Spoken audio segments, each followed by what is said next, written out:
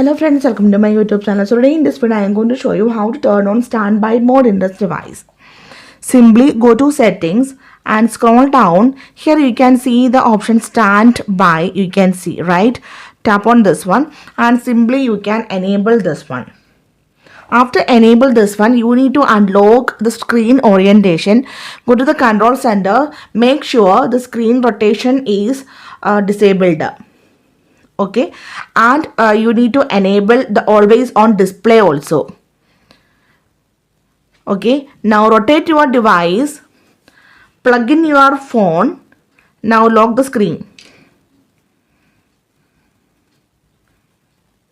Just wait.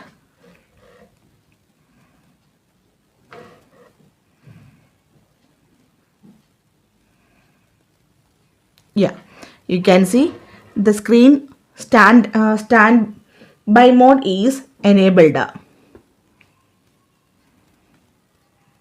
So simply in this way you can turn on standby mode in this device.